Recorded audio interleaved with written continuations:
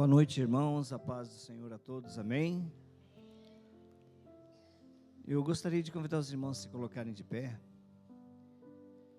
a gente fazer uma leitura da palavra de Deus, que está no livro de Efésios, capítulo 6, versículo 10.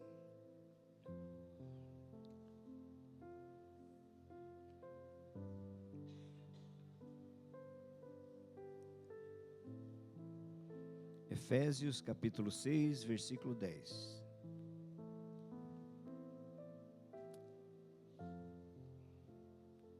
Amém? Diz assim a palavra do Senhor: quanto ao mais, sede fortalecidos no Senhor e na força do seu poder.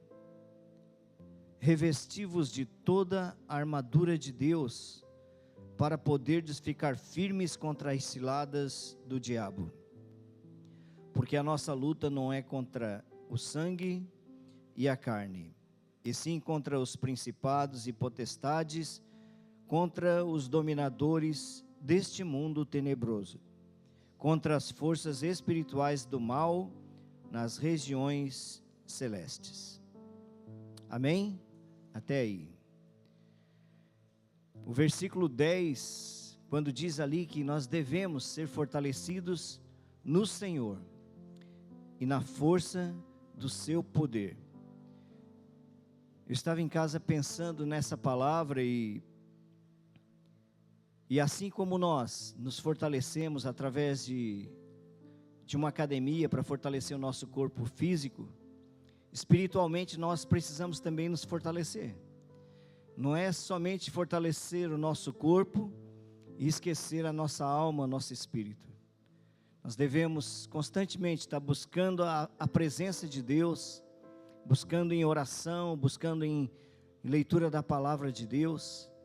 Mateus 4,4 diz que não só de pão viverá o homem, mas de toda palavra que sai da boca de Deus. E o pão é algo que nos fortalece, que nós precisamos para o dia a dia, o alimento físico. Mas a palavra é o pão espiritual que Deus tem preparado para cada um de nós. E é isso que nós viemos fazer essa noite aqui. Nós viemos aqui para nos alimentar espiritualmente, a sermos fortalecidos no Senhor e na força do seu poder. Que força do seu poder é essa, né? Está escrito, eu não sei se é 1,18 em Romanos, eu não estou lembrado, mas diz ali que a palavra de Deus é o poder de Deus para a salvação de todo aquele que crê.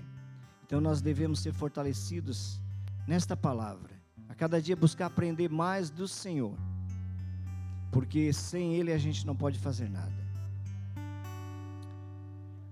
Bendito Deus, obrigado, Senhor, porque nós estamos aqui neste lugar com um propósito em nosso coração, Senhor, porque nós sabemos, Senhor, que estamos numa batalha, e não é contra a carne, não é contra o sangue, não é contra os nossos vizinhos ou nossos parentes, ou qualquer pessoa, Senhor, que muitas vezes se levanta contra nós, mas é uma luta espiritual, Senhor, e o Senhor nos chama a sermos fortalecidos no Senhor e na força do teu poder, assim como o Senhor foi conduzido pelo Espírito ao deserto, e lá o Senhor foi atacado de diversas maneiras.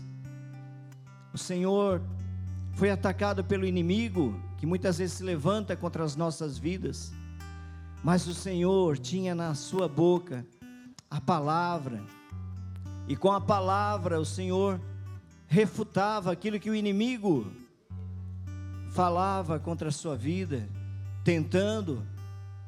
E assim muitas vezes o inimigo tem nos tentado, Senhor, que nós possamos ser fortalecidos em Ti, com essa palavra, Senhor, que nós possamos nos defender quando formos tentados, Senhor, que essa palavra esteja em nossa boca, no nosso coração, na nossa mente, Senhor, não queremos apenas saber a letra, mas queremos saber viver a Tua palavra e combater o bom combate que o Senhor nos propôs, Senhor. Por isso, Senhor, te pedimos, fortalece-nos para essa batalha, adestra as nossas mãos para esta guerra, para esta batalha. Nos ajuda, Espírito Santo, fortalece cada irmão, cada irmã neste lugar. Senhor, este momento está preparado para Ti, Senhor. Nós queremos Te adorar, nós queremos exaltar o Teu santo nome. Que o Senhor venha receber os louvores, recebe a nossa gratidão, Senhor.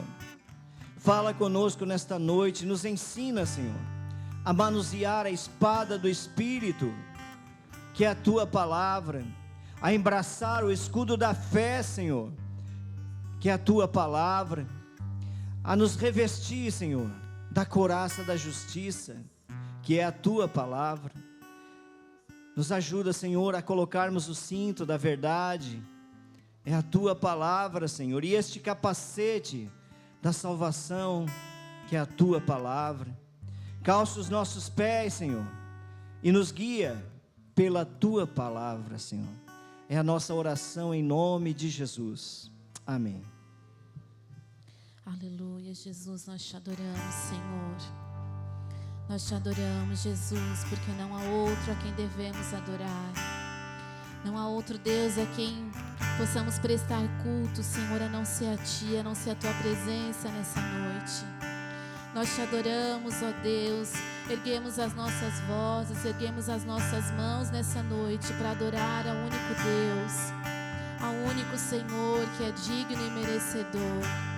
Nós Te adoramos, Senhor. Senhor, formoso és, Tua face eu quero ver, pois quando estás neste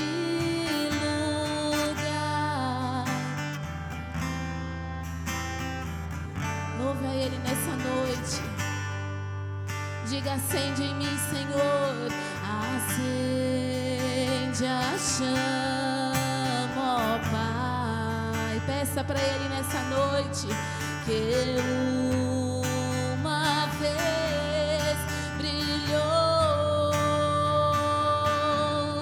vem limpar, brilhar, resplandecer.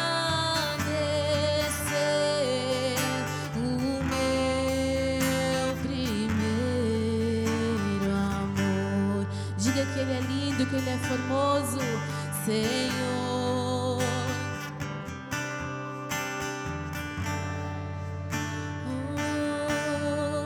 Tua face eu quero ver, pois quando estás neste lugar, Tua graça invade-me,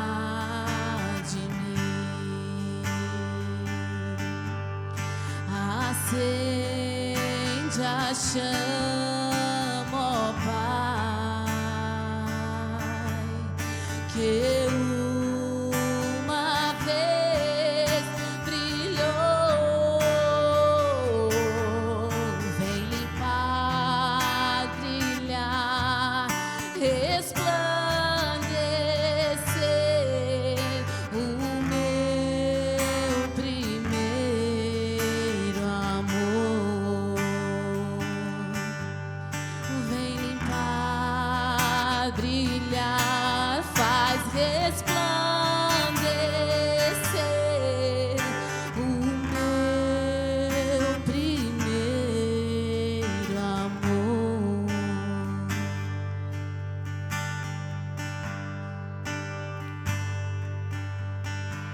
Minha alma engrandece ao Senhor, meu espírito se alegra em Deus, meu Salvador, pois com poder tem feito coisas e com misericórdia demonstrado amor. Santo, Santo, Santo é o Senhor. Santo, Santo, Santo é o Senhor. A minha alma engrandece ao Senhor. O meu espírito se alegra em Deus, meu Salvador. Pois com poder tem feito grandes coisas e com misericórdia demonstrado amor.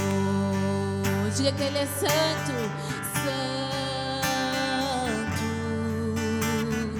santo,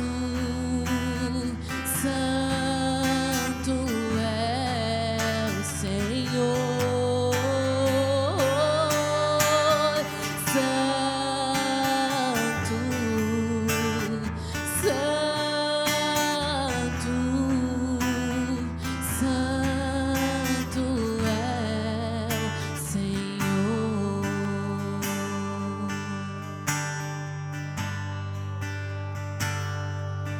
Digno de glória e honra, levantamos nossas mãos para o teu nome exaltar. Digno de glória, tu és Senhor. Oh, levantamos nossas mãos para o teu nome exaltar, porque grande és tu, maravilhas fazes tu, e não há outro igual a ti. Não há outro igual a ti, porque grande és tu, maravilhas fazes tu, e não há outro igual a ti. Não há outro igual a ti. Digno de glória e honra, levantamos nossas mãos para o teu nome exaltar. Digno de glória és tu, Senhor. Te adoramos, Deus, levantamos nossas mãos só para o teu nome exaltar, porque grande és tu, maravilhas fazes tu, e não há outro igual a ti. Não há outro igual a ti, porque grande és tu, maravilhas fazes tu, e não há outro igual a ti. Não há outro igual a ti. Não há outro igual a ti, porque grande és tu, maravilhas fazes tu, e não outro igual. Não há outro igual a ti, porque grande és tu, maravilhas fazes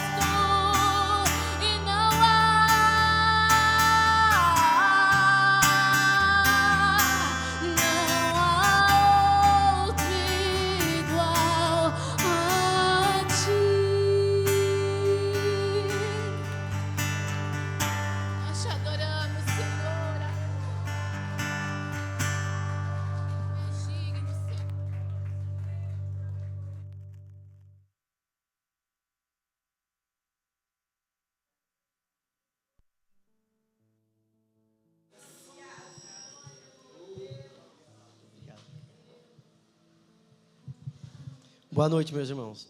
Sente aí, toma o seu assento.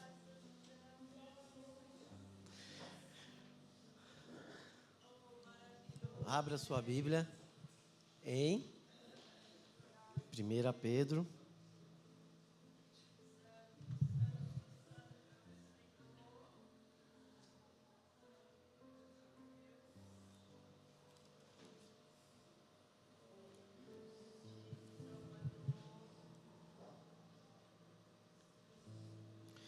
Primeira Pedro, capítulo 3.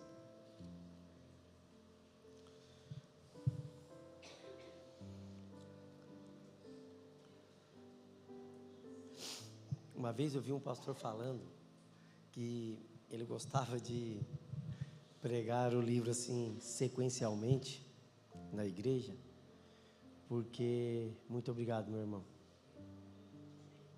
Deus te abençoe. Porque ele falou assim: vai que eu preparo a palavra durante a semana, e chega no domingo, eu estou com a pregação prontinha, estou tranquilo, me arrumando para ir para a igreja. No domingo de manhã, né, aparece um irmão lá da igreja, ou uma irmã, vindo se aconselhar com ele, e ela está com um problema no casamento, porque o marido dela é muito rude, alguma coisa assim. Daí ele assim: e se a palavra que eu tiver preparado for justamente sobre isso? Vai ter que mudar, porque a pessoa vai pensar que está falando para ela, né? E já pensou se hoje acontece isso comigo? Alguém vem falar sobre isso? 1 Pedro capítulo 3 vai falar sobre relacionamento entre homem e mulher. Eu teria que mudar, senão ia arrumar um problema. Mas como a gente está na sequência, né, vai ter que aguentar o rio. Estava falando para minha esposa que eu estava com vergonha de pregar essa palavra. Se eu pudesse pular esses versículos do 1 ao 7, do 3, eu pulava, irmão. Porque a gente vai se identificar com algumas coisas, né? E a gente não pode esquecer que Pedro está falando... Vamos ler primeiro o texto, né? Depois a gente faz a introdução. A gente vai ler do versículo 1 ao 7. Ele fala assim... Deixa eu ver qual das duas versões. Eu vou ler nessa daqui. Igualmente vocês, esposas, estejam sujeitas, cada um ao seu próprio marido, para que, se ele ainda não obedece à palavra, seja ganho sem palavra alguma por meio da conduta de sua esposa, ao observar o comportamento honesto e cheio de temor que vocês têm. Que a beleza de vocês não seja exterior, como tranças nos cabelos cheias de ouro e vestidos finos, mas que ela seja no ser interior, uma beleza permanente de um espírito manso e tranquilo, que é de grande valor diante de Deus. Pois foi assim também que no passado costumavam se enfeitar as santas mulheres que esperavam em Deus, estando cada qual sujeita ao seu próprio marido. Foi o que fez Sara, que obedeceu a Abraão, chamando-o de Senhor, da qual vocês se tornaram filhas, praticando o bem e não temendo perturbação alguma. Maridos, vocês igualmente vivam a vida comum do lar com discernimento, dando honra à esposa por ser a parte mais frágil e por ser co-herdeira da mesma graça da vida. Agindo assim, as orações de vocês não serão interrompidas. Então, Pedro está falando para uma igreja que estava sofrendo uma perseguição, né? Eles estavam longe de casa, vivendo como forasteiros. E ele começou desde o capítulo 2 falando sobre a submissão. Ele fala que a gente deve ser, ele fala sobre a submissão no âmbito, né, com as autoridades constituídas, né? E ele fala que as autoridades, elas não estão acima dos princípios de Deus, então que o povo de Deus não deve ser um povo desordeiro, mas ele se submete às autoridades desde que as autoridades estejam submetidas aos princípios de Deus. Mas o povo de Deus não pode ser um povo rebelde, desordeiro, que se rebela por se rebelar, mas tem que se submeter às autoridades instituídas. Quando essa autoridade, que foi instituída, constituída por Deus, para honrar o que faz o bem e punir quem faz o mal, está dentro dos princípios. O que Deus quer é que a gente se submeta à autoridade. Não seja rebelde por ser. Quando a autoridade, né, ela foge dos princípios de Deus, então é ideal que a igreja, que está submetida a uma autoridade maior que a de Deus, né, confronte as autoridades que estão agindo de forma errada. E a gente falou sobre isso, lembram? E depois ele vai falar sobre a submissão no trabalho. Ele fala que a gente deve submeter ao patrão. Ele está falando dentro de um contexto onde a sociedade era normal ter escravos. Então ele fala que deveriam se submeter ao seu senhor, mesmo que fosse um senhor mau, porque convinha que o povo de Deus sofresse, né, mais injustamente, né? Não sofresse sendo justo, né? Porque tem gente que merece sofrer, né? Faz coisa errada, mas que Deus se agrada daquele que sofre injustamente. Então ele fala sobre a submissão no trabalho. E ele vem falando sobre essa ideia porque o povo está num lugar longe, né, sendo perseguido, né, os pagãos perseguindo eles, sendo acusados de coisas estranhas. E Pedro está preocupado de o povo dar um mau exemplo lá e serem castigados ainda mais por causa do mau exemplo.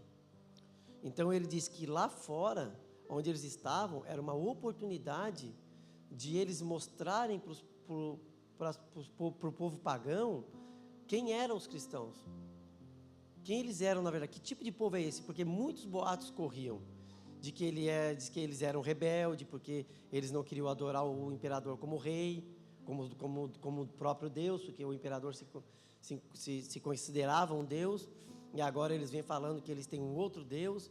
Então eles eram taxados de rebeldes, que faziam rebeliões, quando não entendiam a ceia do Senhor, chamavam eles de canibais, porque comiam o corpo do Deus deles, do Senhor deles. Então existiam muitas coisas, e Pedro estava preocupado com o testemunho que essas pessoas iam dar lá. Então, mudar a forma como as pessoas viam o povo cristão. Então ele fala sobre a submissão, desde que as autoridades, que são constituídas por Deus, estivessem dentro dos princípios de Deus, submissa aos princípios morais de Deus.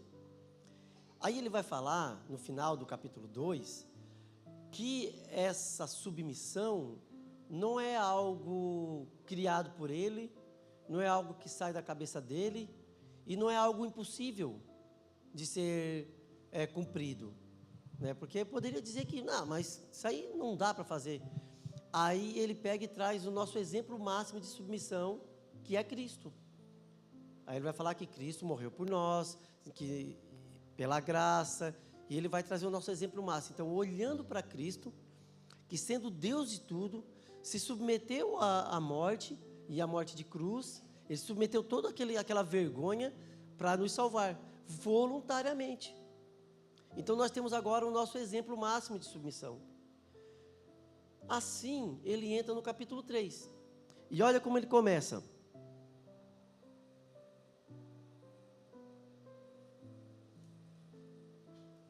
Eu estava tendo o texto errado mesmo. E olha que ele começa, no capítulo 3. Da mesma forma, ou na Bíblia de vocês, igualmente. Não é assim que ele começa o texto? Igualmente, e continua a falar. Esse igualmente, ele está ligando esse capítulo ao capítulo anterior, que ele traz o exemplo máximo de submissão, e agora ele fala, vocês, irmãs, esposas, igualmente a quem? Igualmente a Cristo. Ele deu o exemplo de Cristo.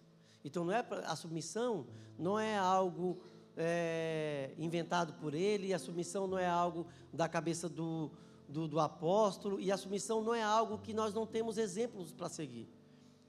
Ele fala, olhem para Cristo, e igualmente a Cristo, agora vocês sujeitem-se ou submetam-se aos seus maridos. Então a submissão não é algo inventado, mas é ensinado por Cristo. Então, igualmente. E agora a gente precisa entender, mais do que a gente entender o que é submissão, porque é ruim, né? principalmente para as irmãs, né? Isso já foi motivo de muita discussão, né? Mulher ser insubmissa ao seu marido, meu Deus, é motivo de guerra, principalmente hoje em dia. Aí há quem diga que o texto não é para hoje, há quem diga que isso daí era para aquela cultura, era para uma cultura patriarcal do Antigo Testamento, isso não vale mais para cá, e a gente vai... Tudo isso pelo fato de não entender o que não é submissão. Mulherada fica louca quando... Talvez vocês não, porque vocês já são mais inteligentes, têm o conhecimento da palavra, mas lá fora, meus irmãos, muitas pessoas se afastam da igreja só simplesmente pelo fato de que existe essa palavra, né? De que a mulher deve se submeter ao marido, que o marido é a cabeça da esposa. Mas uma coisa que submissão não é subserviência. Qual é a diferença entre submissão e subserviência? Subserviência é você se sujeitar incondicionalmente. Uma pessoa subserviente, ela não questiona, ela faz tudo que o outro manda sem questionar. Não importa os princípios que estão seguindo, não importa nada, ele segue. Por exemplo, né? Quando Abraão falou para Sara mentir que ela era irmã dele, estava certo? Estava errado. Sara era para ter cumprido isso?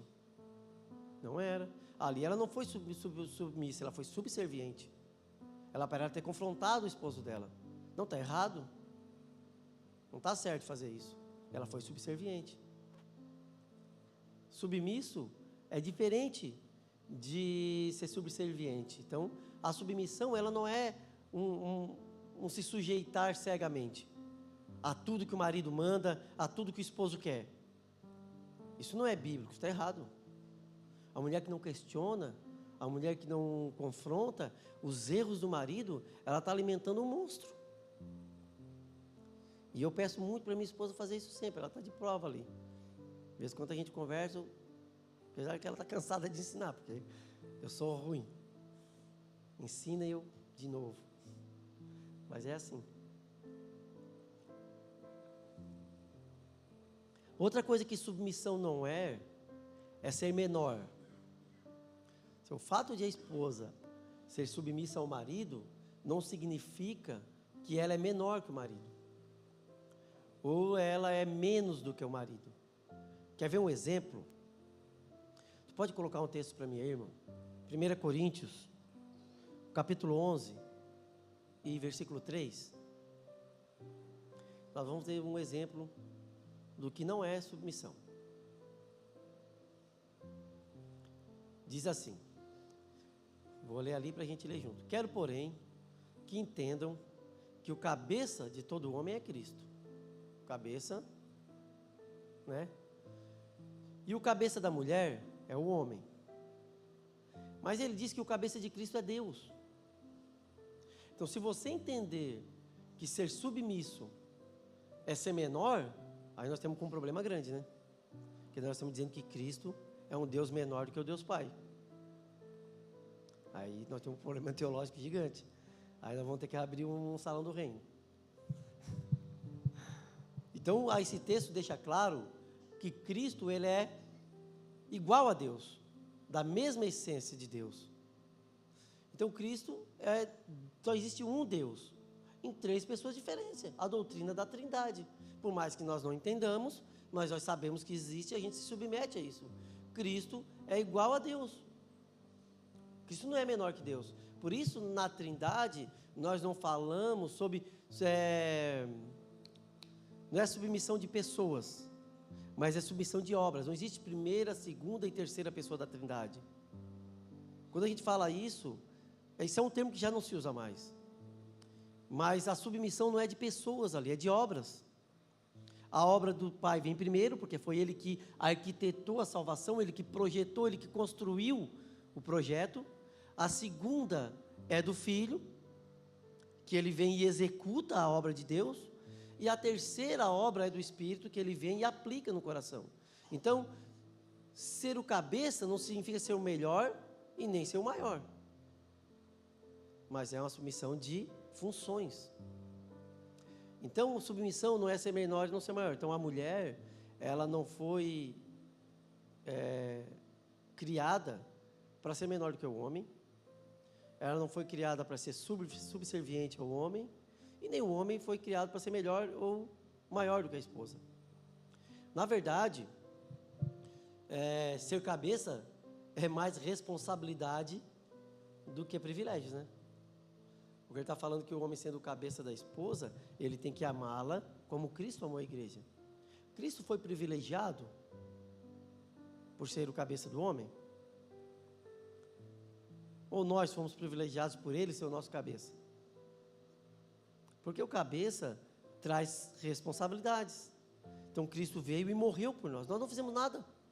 Nós nem o servimos. Às vezes a gente tem o que falar, eu sirvo a Deus, a gente nem serve. A gente está vivendo uma vida que Ele nos deu. Né?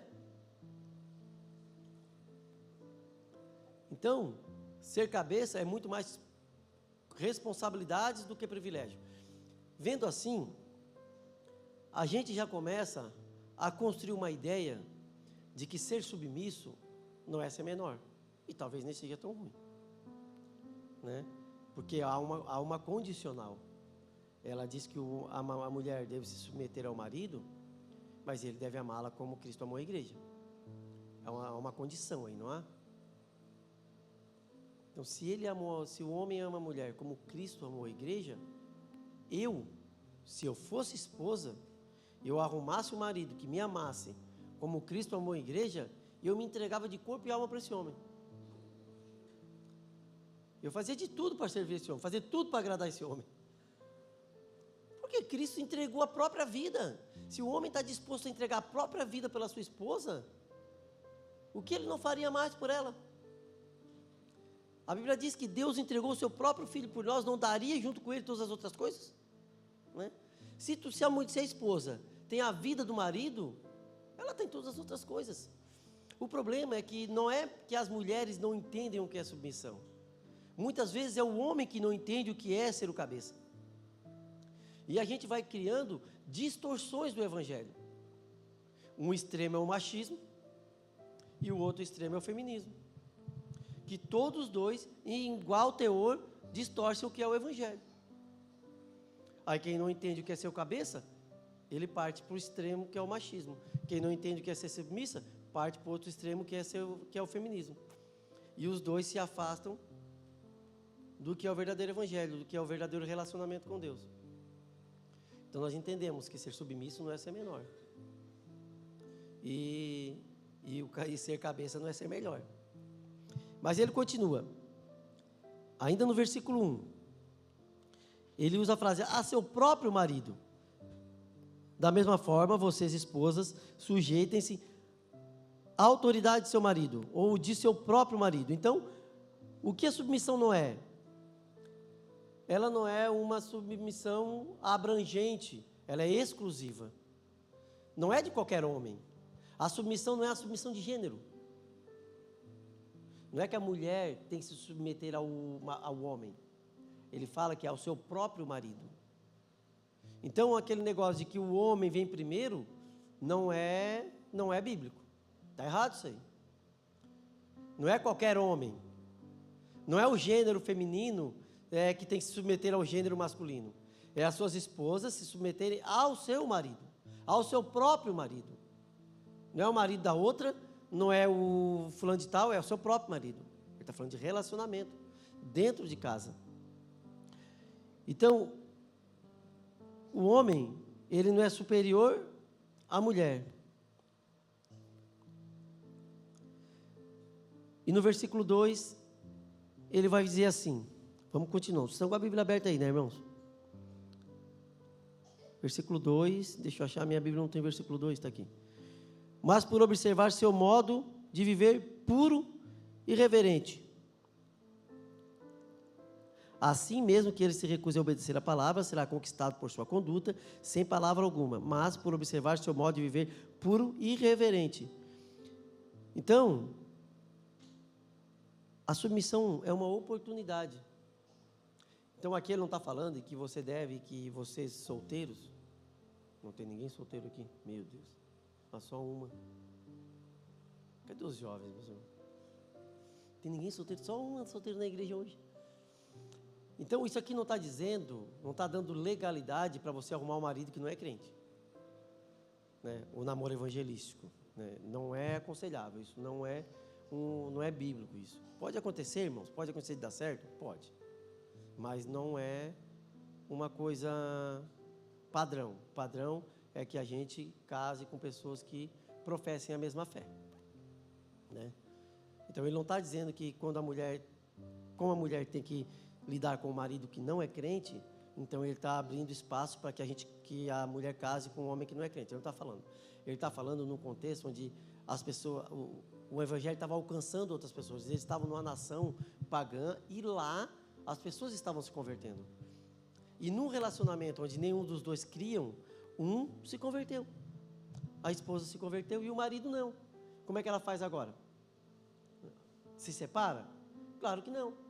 Mas ela fala que trabalha esse relacionamento com cordialidade, com carinho, que ele vai se converter não pelas palavras dela, mas pelas atitudes dela. Quantos exemplos vocês têm, irmãos, de pessoas, e agora não só dentro do relacionamento, de pessoas que por pregar afastaram as pessoas de Jesus? É muito chato. Às vezes a pessoa não quer ouvir, ele fala, até que alguém não aguenta mais falar. Rapaz, eu não aguento mais ouvir. Eu não vou para a igreja só por causa de ti. Aconteceu comigo. Muitas pessoas pregaram para mim, me confrontando o tempo todo, dizendo que vai para o inferno. E eu nunca fui para a igreja porque eu achava uma chatice isso. Querendo me empurrar a goela abaixo. E a pessoa que me convenceu a ir para a igreja nunca pregou para mim. Eu já falei para vocês. Eu cito o nome dele, o Evandro. Tenho orgulho de falar. Eu via coisas que ele fazia, irmãos. Uma vez, o carro dele tinha um quebradinho no vidro. E ele foi fazer vistoria, eu fui com ele. Chegou lá, um trincadinho no vidro da frente, bem pequenininho. E o rapaz pediu um café. Não, se fizer, paga um café para nós aí que eu passo. Aí ele assim, não, acho que eu vou trocar o vidro. Aí eu assim, Evandro, paga, rapaz, o café é bem baratinho. Paga um cafezinho para ele. O Evandro, não, está errado. Está errado. O certo é eu trocar. Se eu fizer isso, eu estou alimentando a corrupção. Aí ele foi lá e falou para o cara assim, não, deixa que eu vou trocar o vidro. O cara disse, tu é louco. Mas 50 pila, um cafezinho, o vidro é 500 e poucos reais. Não, eu vou pagar o vidro. Ele saiu dali, foi lá, trocou o vidro e voltou para fazer a vistoria. O exemplo de honestidade. Pregou para mim, irmãos. Eu vi aquele rapaz ali, eu pensei, meu Deus, se eu quero mudar de vida, é esse padrão que eu tenho que seguir. É esse tipo de coisa que eu tenho que fazer. Mas como que eu faço?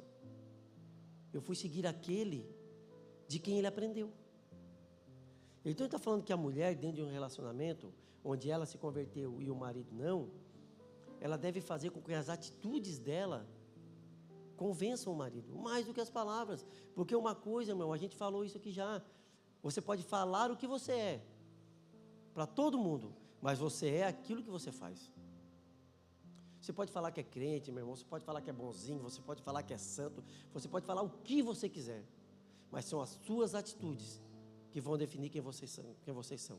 E as pessoas ouvem mais as suas ações do que as suas palavras. E se as suas ações não estiverem em conectividade com aquilo que você fala, você perde credibilidade e a sua pregação se torna inútil. Então preguem com as suas ações. Alguém já disse, pregue o evangelho. Não sei se foi Lutero que falou isso. Pregue o evangelho. Se preciso, fale. Se preciso. Porque as suas ações vão pregar mais do que as suas palavras. E ele está dizendo que essa mulher, quando está dentro de um casamento, onde o marido não obedece a palavra, onde o marido não é submisso, onde o marido não é crente, a atitude dela pode converter o marido. 1 Coríntios ele não fala isso? Que pode ser o esposo, que você salve o seu esposo por suas atitudes. Uma mulher branda, tranquila, que não confronta.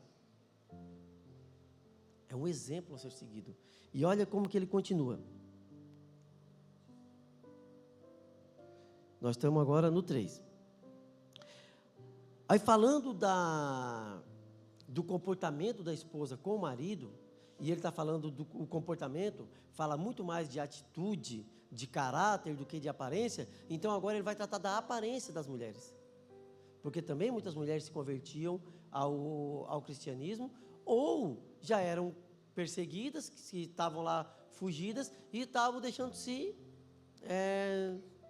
influenciar pelas outras pessoas. Então ele vai falar agora da beleza exterior. Olha o que ele diz: não se preocupe com a beleza exterior, obtida com penteados extravagantes, joias caras e roupas bonitas. Ele está falando que a sua roupa, a roupa da mulher, irmão, é complicado, porque ele usa 6 versículos para falar da mulher, e depois um só para falar do homem. É complicado. Mas eu estava ouvindo o Hernandes Dias Lopes falar que fica tranquilo, porque Paulo fala mais dos homens do que das mulheres. Então deu uma balanceada. Mas aqui o contexto exigia isso, né? Que ele alertasse mais as mulheres. Talvez porque tivesse mais mulheres convertidas lá, ou porque elas dão mais trabalho mesmo. Não acredito nisso, estou brincando. Se a minha mulher me desse o mesmo trabalho que eu dou para ela, eu estava tranquilo. Porque eu incomodo. Não quer dizer, se ela me desse o mesmo trabalho que eu dou para ela, eu estava morto. Não aguentava, que eu incomodo. A minha mulher é tranquila. Não é toda mulher que incomoda, né? Porque o caráter não é questão de gênero também, né? Não é porque tu é mulher que tu vai ser mais ruim, ou porque tu é homem que vai ser mais ruim. É caráter, né? A questão o problema é moral, né? Tem homem que é convertido, tem mulher que não é. Tem mulher que é convertida, tem homem que não é. Não é questão de gênero também, não é questão de sexo. Mas ele vai falar sobre a vestimenta, ele vai falar que a sua roupa e o seu jeito de vestir deve chamar mais a atenção para o que você carrega do que para aquilo que você mostra. Está falando novamente de atitude. Porque às vezes, meus irmãos, a gente chama tanto atenção e o homem, ele é atraído por aquilo que vê. Ele é atraído por aquilo que vê. E não adianta, meu irmão, a gente achar que só porque a pessoa é convertida, ela não vai olhar. Nesse contexto, o problema estava nos adornos, penteados, com joias exageradas, que chamavam tanto a atenção, que talvez até se fosse num contexto de culto, de reunião de igreja, tirava até a atenção das pessoas. E as pessoas olhavam muito para isso. Ele está falando que a sua vestimenta não deve chamar mais a atenção do que as suas atitudes. Deve fazer com que as pessoas olhem mais para dentro de você do que para fora de você. E as mulheres têm essa tendência de serem mais vaidosas, né? Tem homens aí que são vaidosos também, mas a maioria é as mulheres, de serem mais vaidosas. E o problema é que nesse contexto eram os penteados, mas só que hoje mudou, parece que hoje é a roupa, né? E a questão de se vestir bem não é uma questão de dinheiro também. Tem gente que compra roupas caríssimas e se veste mal pra caramba, e tem gente que compra roupas baratas e se veste super bem. O problema aqui é moral mesmo. E hoje em dia as pessoas estão usando cada vez menos roupas. E agora para as mulheres, o problema é que vestem as roupas com a intenção de chamar a atenção. Porque se você veste com moderação, né? Se veste com moderação, você sabe quem você é.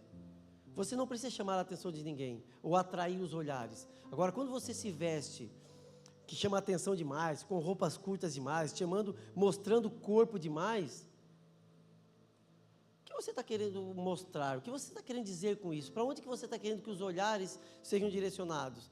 E não me venha com essa conversa, irmãos. Eu falo isso para minhas filhas e que, eu me visto para mim mesmo. Não, ninguém se veste para si mesmo. Porque se fosse assim, dormia penteada, dormia arrumada e dormia maquiada. Verdade ou não é? Fala a verdade. Ninguém dorme maquiado, chega em casa, a hora que vai dormir, tirar tudo. Ai, graças a Deus, cheguei em casa, tirei tudo, tirei o salto, tirei aquelas roupas desconfortáveis, boto o pijama. Amanhã é feriado, com certeza. Vai nas casas, elas estão tudo arrumadas na casa de pijama e pantufa. Verdade. Vai botar uma roupinha mais ou menos para filar um rango na casa da sogra. Senão fica o dia inteiro de pantufa e pijama. Então não é para si mesmo que se arruma. Se arruma para as outras pessoas. E dependendo daquilo que você veste, você chama atenção. E para onde que você está querendo que as pessoas olhem? Para onde você está querendo que os homens olhem? Porque eles vão olhar. E é o que nesse contexto que dizem que nós não devemos ser pedra de tropeço. Então devemos tomar cuidado com isso também. com as vestimentas. E querendo me alongar um pouquinho mais nesse assunto, eu chamo a atenção, inclusive para nós, que temos a oportunidade de subir aqui, nesse púlpito, e pregar. Imagina, se aí embaixo já é difícil, imagina aqui em cima, meus irmãos. E é mulher e homem. Uma vez eu fiz um curso de pregação expositiva, à distância, e o primeiro assunto, a primeira coisa que foi dita, o Hernando Dias Lopes falou: a sua roupa não deve chamar mais a atenção do que a pregação. E às vezes a pessoa está pregando com uma roupa tão escandalosa, relógios e anéis tão chamativos, que a gente está lá e não consegue prestar atenção. Não tira o olho do relógio, não tira o olho do anel, porque onde vai, a gente vai. Então isso daí a gente tem que tomar cuidado. Se vestir de forma tal que a atenção não seja chamada para nós. As mulheres a mesma coisa. Graças a Deus aqui na nossa igreja nós não temos esse problema, mas em outros lugares eu já vi. As mulheres se vestem de forma para subir em cima aqui, para cantar ou para pregar, que a gente não consegue prestar atenção, eu fico com vergonha. Tem que ficar olhando para baixo o tempo todo. É uma realidade, meus irmãos. Você não pode dizer que isso não é uma realidade, porque é. E nós devemos ficar atentos com isso. Devemos nos preocupar. Principalmente, não só aqui dentro, principalmente lá fora. Que testemunho nós damos? Somos da igreja, mas quando lá fora se vestimos como pessoas do mundo. Isso também é comportamento, isso também é testemunho, isso é forma de pregar o Evangelho. E ele continua: em vez disso, vistam-se com beleza que vem de dentro e que não desaparece, a beleza de um espírito amável e sereno, tão precioso para Deus. Aí ele está falando que falou da beleza exterior e agora ele fala da beleza interior. Essa não deve ser moderada, essa você deve exagerar. Caráter, princípio, isso a mulher deve exagerar. Tão bonito é uma mulher que conhece a palavra de Deus, vocês já viram? Uma mulher que prega certinho, uma mulher que tem interesse de estudar a palavra de Deus, uma mulher que prega com princípios, uma mulher recatada. Nunca me esqueço uma vez que a gente estava aqui no Capivari e nós fomos fazer o culto lá em Tubarão. Lá em Tubarão, achei muito bonito isso.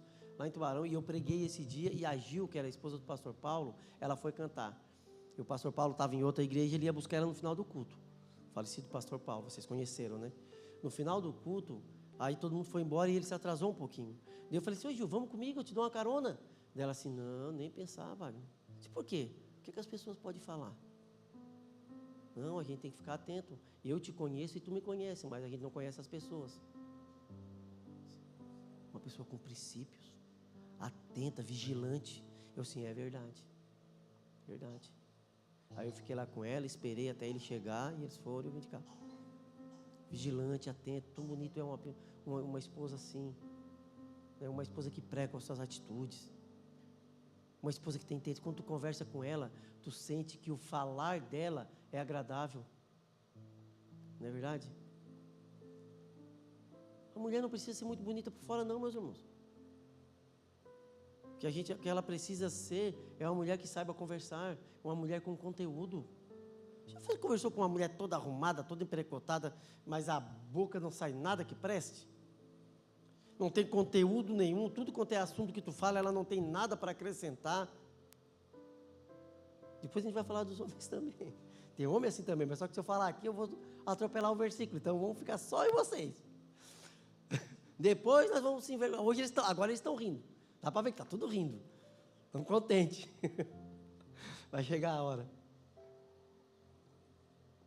Mas é verdade. Quando você tem mulheres que quando você está num círculo de conversa, quando ela abre a boca, parece que todo mundo se cala. Porque a voz dela vem com doçura, vem com conteúdo. É a beleza interior.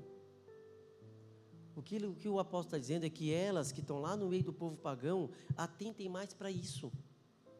Porque é para ir para o interior que as pessoas vão olhar mais. Não é para o seu exterior. Vocês estão aí como representantes do reino de Deus.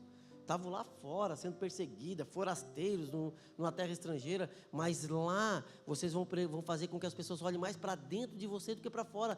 E aqui serve para nós, lá no seu trabalho, meu irmão.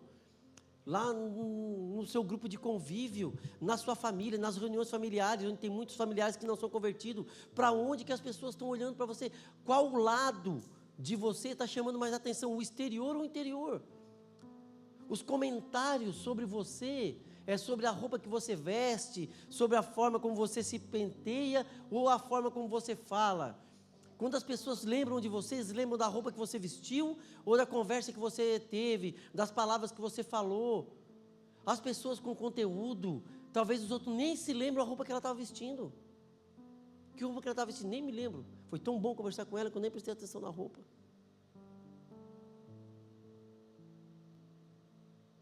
É isso que ele está falando, que nós devemos olhar mais para o nosso interior e se preocupar mais com o conteúdo do que a capa. Às vezes a gente compra um livro e a pessoa não tem muito conteúdo, mas ele contrata um desenhista, uma pessoa que faz a capa excelente. Aí tu compra o livro pela capa, o livro top, a capa bonita, bem feita, capa dura, diagramação perfeita, tudo certinho. Aí tu vai ver o conteúdo horrível. O que tu vai falar desse livro? Que o livro é bom ou que o livro é ruim? O livro é bom ou ruim? É ruim, mas a capa era boa, bonita, diagramação, gostoso de ler, letra no tamanho perfeito. Mas o livro era ruim.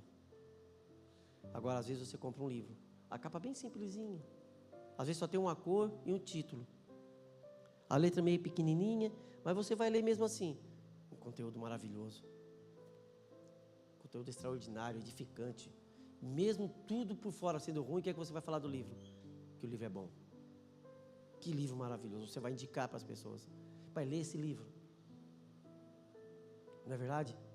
Nós somos a mesma coisa. O que as pessoas veem aqui é a capa. E quando as pessoas lerem as suas atitudes, o que é que elas vão falar de você para os outros? Elas vão te recomendar?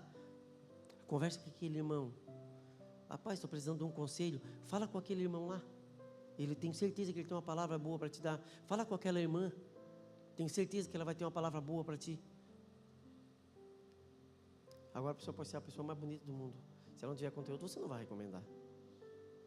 Então, o conteúdo é mais importante do que a capa. Eu achei que não tinha muita palavra para hoje e já deu a hora, meus irmãos. Vamos lá. Porque, versículo 5. Era assim que se adornavam as mulheres santas do passado. Era assim que se adornavam as mulheres santas do passado. Elas depositavam sua confiança em Deus e se sujeitavam à autoridade do marido. Sara, por exemplo, obedecia a Abraão e o chamava de Senhor. E vocês são filhas dela quando praticam o bem, sem medo algum. Ou seja, ele está nos chamando a invocar os bons exemplos. Quando você tiver dúvida de como você deve se comportar, quais os exemplos que você deve seguir, sigam os bons exemplos. E ele fala do passado que provavelmente, geralmente, os bons exemplos não estão no presente. Você tem tantas pessoas para onde você deve olhar. Ele falou de Sara, mas você tem tantos exemplos bons para você olhar para trás e copiar esses bons exemplos, resgatar esses princípios. E não buscar imitar as blogueiras que nós temos hoje em dia. Buscar imitar pessoas que professam a mesma fé, pessoas que andam nos mesmos princípios, nos mesmos caminhos. Não imitar pessoas que nem acreditam em Deus, pessoas que não defendem a mesma fé que você. Né? Olha para a internet, só porque alguém está usando uma roupa e achou legal no corpo dela, quer botar também. Fica ridículo. Que às vezes vê uma pessoa lá de 35 quilos usando uma roupa, ela tem 80, ela quer usar também. Fica horrível. Fica ou não fica? Fica. Nem tudo que serve para os outros serve para você, meu irmão. Nem tudo que os outros fazem, às vezes as pessoas falando gíria, eu vou falar também. Não serve para você, não é o seu exemplo a ser seguido. Você tem que invocar exemplos bons. Exemplos do passado, sua mãe, que talvez seja um bom exemplo. Aqui na nossa igreja, quantas pessoas já passaram por aqui e já estão com o Senhor, que nos deu bons exemplos de santidade, de honestidade, de princípio, mulher de oração, mulher que andava nos caminhos do Senhor, mulher de dar bons conselhos, pessoas a quem a gente podia recorrer sem medo, sempre estava disposta. Quantas pessoas você pode citar? Está vindo na sua mente agora, os mais velhos aqui. E no nosso convívio, quantas vezes a gente pensou, se aquela pessoa estivesse viva, eu poderia conversar com ela e ter bons conselhos. E ele está falando que quando elas seguem o exemplo de Sara, elas se tornam filhas de Sara. Ou seja, seguidoras de Sara. Elas meio que perpetuam o comportamento de Sara. E é assim que nós devemos perpetuar as atitudes das pessoas que a gente ama, das pessoas que nos serviram de exemplos no passado. Para um pouco de olhar porque é moda e olhar para aquilo que é eterno. Porque a moda vem e passa, meu irmão. Hoje em dia tu compra uma roupa aí e daqui a pouco nem usa mais. Surge uma gíria nova. Daqui a pouco nem se fala mais isso. Quando nós somos mais velhos aprendemos, os mais jovens já estão dizendo que é passado. Aí eu ouvi uma gíria, não, isso era do ano passado, pai, nem se fala mais isso. Então nós devemos evocar os exemplos do passado. Sem medo algum. Ou sem medo de errar, ou sem medo de ser confrontado, ou de acontecer algo. Porque uma esposa que se comporta dessa forma, né, não tem como o marido brigar, confrontar. Uma pessoa amável. Uma pessoa que influencia. Eu vi um pastor dando um exemplo de um acontecimento na África. Eu vou ganhar 5 minutos a mais, tá? Talvez até 10. Ele deu um exemplo de um acontecimento na África. Ele disse assim, isso não é o exemplo que eu daria na minha igreja. Ele falou, não é o exemplo que eu daria, eu vi na internet, eu vi ele falando num vídeo. Ele disse, não era um exemplo que eu daria na minha igreja, mas eu vou contar um exemplo para a gente saber. Ele disse que o pastor estava na igreja e tinha uma mulher que chegava e chorava sempre. Você já ouviu esse testemunho? Não? Já ouviu? A mulher vinha e chorava. Chorava. O pastor ia lá e perguntava para ela, o que é que houve? Ela disse, o meu marido, estou casado com um demônio, um bicho é todo ruim, bate em mim, me espanca, fala um monte de besteira e tal. Ela disse, tá, vamos orar então. O pastor orava. No outro culto estava ela ali chorando. Ele, o que é que houve de novo? O que é que aconteceu? Eu não tenho problema nenhum, pastor, é aquele demônio lá em casa que chega todo dia transtornado, querendo quebrar tudo e batendo em mim. Vamos orar. Eu orava. Terceira vez, mesma situação. Aí ele falou assim, quer resolver esse problema? Ele falou para ela, passa numa loja, compra uma bacia nova. E quando ele chegar em casa transtornado, bota uma aguinha quente e lava os pés dele. Ela, tu é louco? Joga essa água quente na cabeça dele, mas não lava o pé dele. Mas não quer resolver e tal. Depois de tanto, você foi convencida. Chegou a noite, ele estava com a bacia, ele chegou querendo quebrar tudo, bêbado, cozido da cachaça. Ela assim, querido, senta aí, eu vou lavar o teu pé. Ele já bêbado, não entendeu muito, lavou os pés ali e foi dormir. Chegou no outro dia de novo. Aí eu acho que ele já ficou meio cabreiro. Ele já chegou mais são para entender o que estava acontecendo. Está armando para mim. Aí chegou querendo brigar e tal. Ela disse, amor, senta aí que eu vou lavar o teu pé. Daí ele já estava mais são. Ele está ficando maluco, mulher, o que é isso? Eu chego brigando e tal. Não, é que eu fui na igreja e eu contei nossa situação. E o pastor falou para mim fazer isso. Ela disse, opa, eu quero conhecer esse pastor. Não, vou lá conhecer esse pastor, porque esse pastor é do bom. Daí eu fazendo tudo, bebendo cachaça e tudo, e ele mandando a minha mulher cuidar de mim. Achei que a primeira vez que ele foi, Jesus pegou ele lá. E ele se converteu. E teve um grande avivamento na África. E começou por essa família. Um grande avivamento. Ele se tornou pregador, os filhos dele se tornaram líderes de ministérios. E o que Jesus fez na vida daquela família, né, alcançou muitas pessoas. Eu não estou dizendo que se você apanhar, você tem que fazer isso, irmão. É como o pastor falou, eu não daria esse conselho. Mas ele quis contar para efeito de exemplo. Eu não sei talvez se eu visse o marido batendo na esposa, eu não ia nem dar conselho, ela ia pegar ele.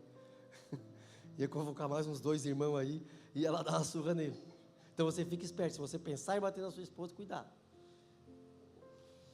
Então é só um exemplo de como as suas atitudes podem alcançar.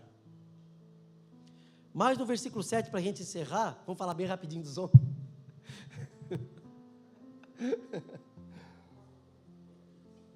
Vamos falar bem rapidinho. Vamos deixar para o próximo culto, versículo 7.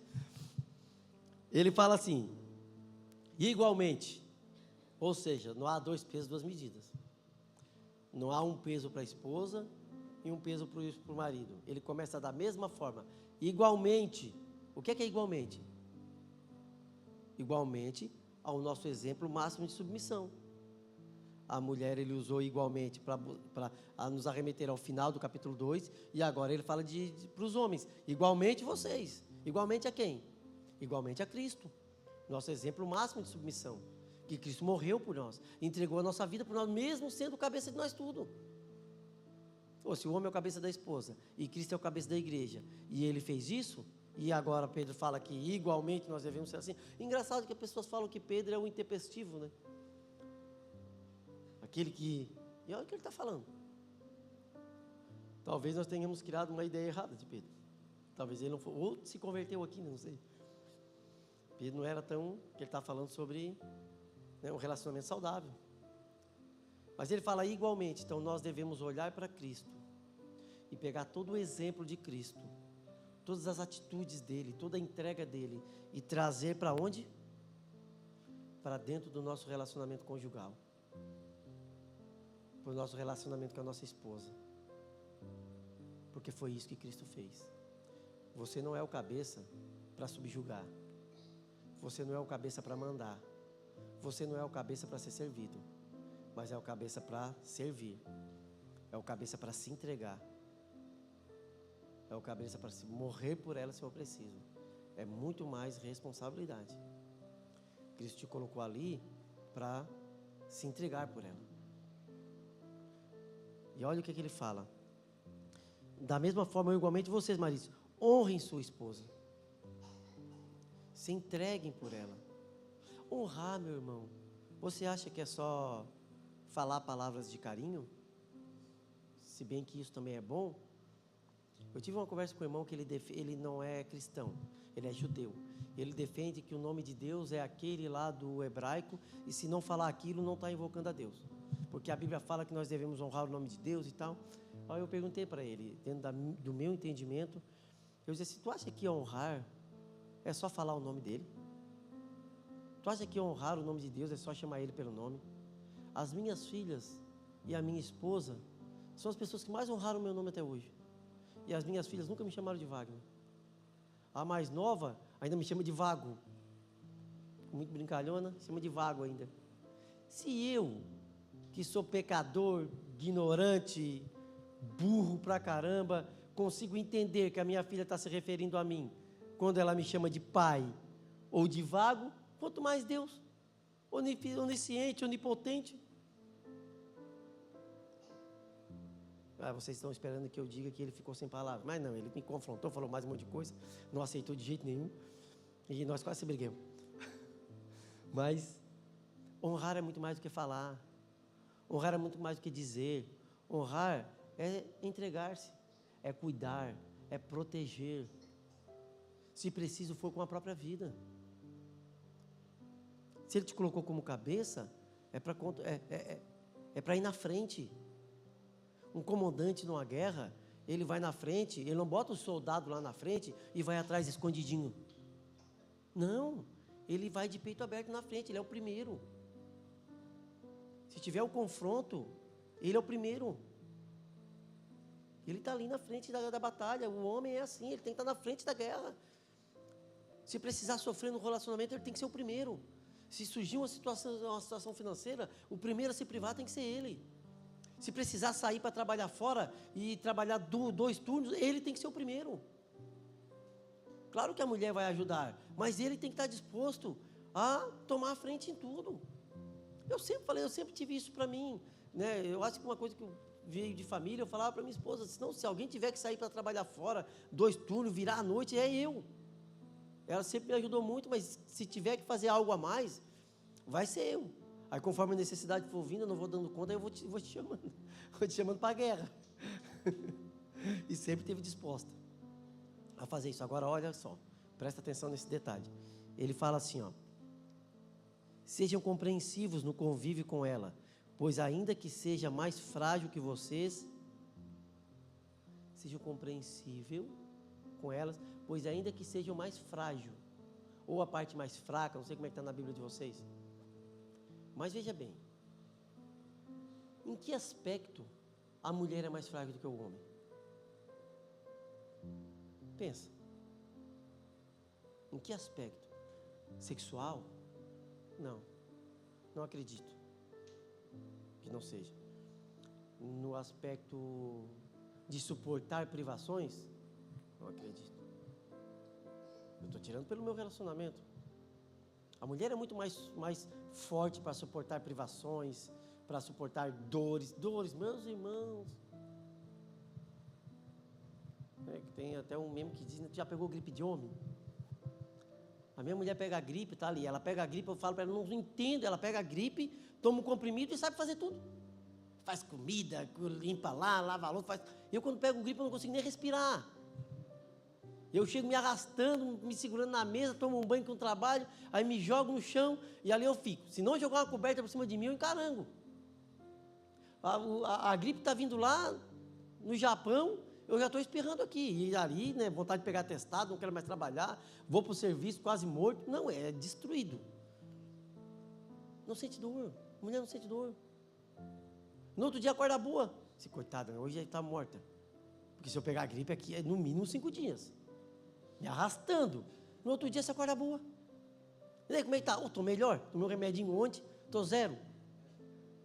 É verdade ou não é? Vocês são assim? É assim, Rogerinho? É, né? Não, o negócio é terrível. Irmão, eu sempre digo, se viesse um alienígena aqui hoje, assim, e, né, se tivesse, né, se existisse, que eu acho que não existe, mas vamos supor, de outro planeta, chegasse aqui, pegasse, não conhece, nunca viu ninguém, pega um homem e uma mulher e leva para estudar, lá no planeta deles. Depois de um ano, eles iam tomar a conclusão assim, ó, 2 espécies diferentes. Não tem nada igual, não tem nada parecido. São tudo diferente um do outro. É por isso que o casamento é difícil, meu irmão. É 2 pessoas muito diferentes, criadas de formas diferentes, em famílias diferentes, depois tem que viver junto. Né? E a mulher, às vezes, é muito mais dinâmica, né? Ela quer as coisas, aí pede para fazer uma coisa ali, aí tu diz assim, já vou fazer. Mas o teu já é quando? É questão de percepção. O meu já não é o mesmo já dela. Se eu falo que já vou fazer, e depois de 10 minutos eu vou fazer, ela está indo fazer, aí me irrita. Hoje de manhã foi assim, ó, deixa que eu vou botar tua moto para a rua, tá? Que ela é de moto, vou botar tua moto para a rua, né? Eu vou botar tua moto para a rua, para adiantar, né? Aí tá, beleza, fui lá, botei minha moto para a rua. Aí eu demorei um pouquinho, estava ela ligando a chave. E aí tu vai, vou botar a moto para a rua. Deixa que eu boto, não falei que eu ia botar? Não, mas aí está demorando. Eu não fazia nem 5 minutos. A percepção de já é diferente. Então, uma mulher, nesse aspecto, também não é mais fraca que um homem. Ela percebe as coisas assim, está muito mais ágil, muito mais, né? Tem quem diga que a mulher pensa, faz 2 coisas ao mesmo tempo, né? Assim, a medicina já disse que não tem como, mas eu acho que ela já passava, é que a medicina não descobriu ainda. A medicina diz que não consegue fazer, porque o cérebro não consegue trabalhar, né? O cérebro não consegue fazer uma coisa aqui e outra coisa ali, mas eu acho que é a medicina que não descobriu ainda, que ela pode fazer 2 coisas ao mesmo tempo. Está ali e tal. Então, então, nesse aspecto, a mulher também não é mais fraca do que o homem. Então, em que aspecto Pedro está falando que nós devemos ser, como é que ele diz ali? Que nós devemos ser compreensivos no convívio com ela, pois ainda que seja uma parte mais frágil. Compreensível, ou seja, a mulher só é mais frágil no aspecto emocional. Deus fez elas assim, com mais sensibilidade, né? Com mais sensibilidade para perceber as situações. Então o problema, a agressão muitas vezes não vem das mãos, mas vem das palavras. E é aí que eu sou confrontado com isso. Porque às vezes a gente pede para Deus proteger a nossa família, e o homem mau de quem ela precisa ser protegido somos nós. Porque a gente acha, porque não bate com a mão, é o melhor marido do mundo, e não somos. A agressão verbal às vezes dói tanto quanto a agressão física. A gente não percebe porque nós não temos a mesma sensibilidade que elas. Não temos a mesma percepção. Mais uma vez eu vou confessar que eu preciso mesmo falar para me passar vergonha para não fazer mais. nós estávamos conversando, aí faltou luz, domingo, não foi? Faltou luz? Não é para cá não, mas lá no 3 de maio faltou. Aí estava a gente com a lanterna, e ela, olhando a lanterna, apontou para mim assim, vira essa lanterna para lá, apontando a lanterna no meu olho, toda hora com a lanterna no meu, queria falar comigo, levantava a lanterna. Aí ela pegou, não falou nada. Aí depois a gente entrou lá dentro, assim, às vezes tu é tão grosso comigo, né? Tão ignorante, só não falei nada, só falei para te baixar a lanterna. Não, tu não falou assim. tu também é assim? É ou não é? Eu não falei nada. Ela, não, tu não falou assim. Aí a gente vai inventar uma frase. Não, eu falei bem assim. Eu falei bem assim. A gente vai repetir a frase de uma forma mais branda. Porque elas perceberam. Porque elas são mais sensíveis. É ruim, né? E não adianta dizer que não, irmão, porque é. Às vezes elas são tão boazinhas que elas não falam que já está. Mas eu já pedi para minha esposa e para minha filha me ensinar a ser melhor. Então, cobrar mesmo. Aí eu estou tentando, né, construir alguns hábitos. Abrir a porta do carro, fechar a porta do carro para elas, ajudar elas a descer. Essas cordialidades que para nós parece besteira. Para nós parece besteira, porque nós não somos sensíveis assim, né? A gente faz de qualquer jeito. Ah, desce do carro que tem que puxar a alavanca ali, isso aí, né? Nada. Alguém já disse que se você não quer ouvir a voz de Deus, ouve a voz da sua esposa. Então, entendeu no que a área que a mulher é mais frágil? Essa ideia é para nós homens. Cultivar o casamento, no relacionamento. Alguém já disse que a noite para a mulher começa no café da manhã. Porque se você fala uma besteira ali, à noite ela vai lembrar. A primeira coisa que ela vai lembrar, irmão. Ela vai lembrar daquela frase. E tu vai perguntar, o que é que foi? Nada. Mas ela sabe, mas tu nem lembra mais. Foi algo tão irrelevante para ti que tu nem lembra mais. Não fiz nada, é louca. Ainda fala. Só pode ser louca. Não falei nada, cara. Não é assim? Mas a gente falou. E a gente precisa do Espírito Santo, precisa se converter, irmãos, nessa área. Porque às vezes nós somos um homem mau, que a mulher precisa ser protegida. Agredimos. Vamos desconstruindo um relacionamento com as palavras. Então nós precisamos entender que a mulher é mais sensível e ela vai perceber coisas que nós não percebemos. Então nessa área nós devemos aprender com elas. Deixar com que esse sentimento e essa sensibilidade nos instrua no relacionamento. E quando ela falar alguma coisa, diz assim, foi assim que eu falei. Foi bem assim. Tá, então desculpa. Mas quando eu fizer de novo, me chama a atenção, para que eu não faça de novo. E tentar a gente construir um relacionamento mais saudável. Isso é para os homens. Então, ser o cabeça, meus irmãos, não é ser grosso, não é ser rude, não é ser chefe. Essa palavra deveria ser pregada, eu acho que no Congresso da Família, né? Então, isso é um relacionamento saudável, ele é construído dessa mesma forma. Sabe por quê? Porque para Deus não há distinção de gênero. Olha como ele termina.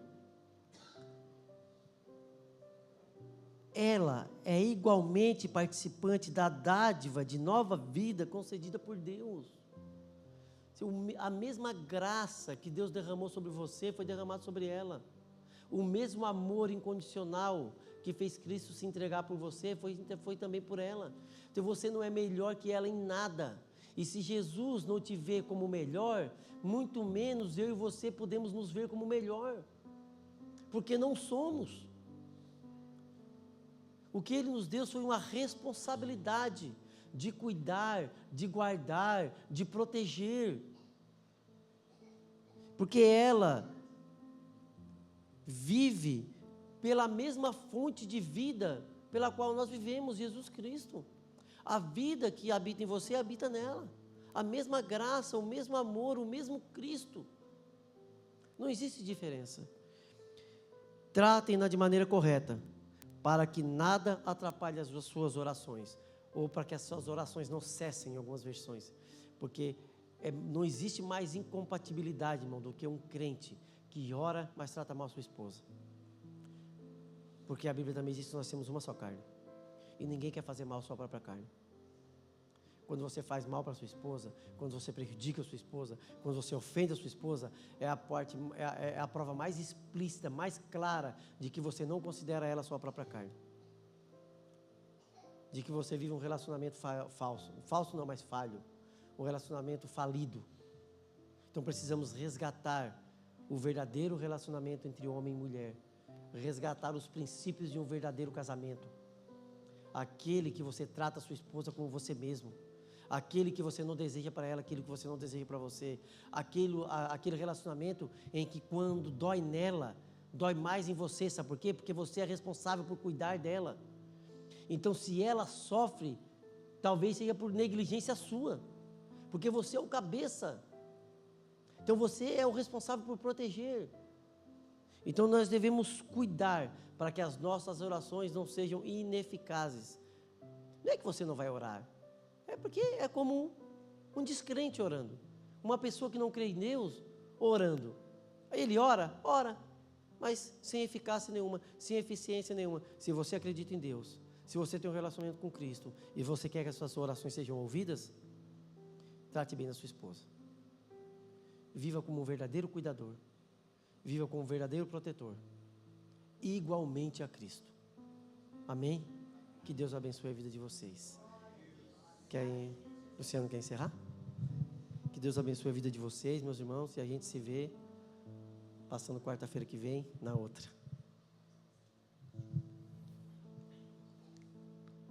Amém? Paz do Senhor Jesus. Deus abençoe, o irmão Wagner e a sua família por essa palavra.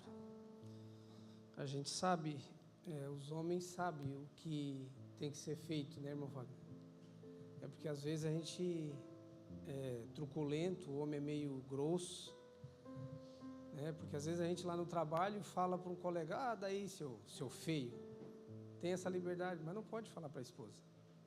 Porque o homem entra aqui e sai aqui, mas a mulher entra aqui e vem para cá. A gente sabe.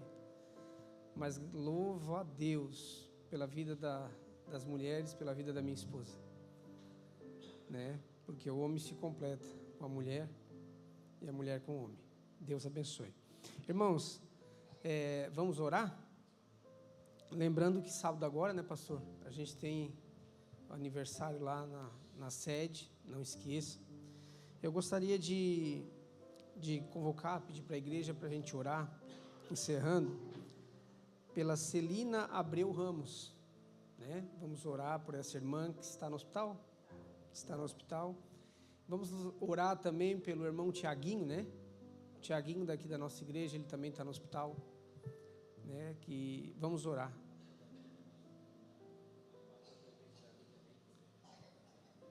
Pastor Davi, nosso pastor presidente também, vamos orar por ele.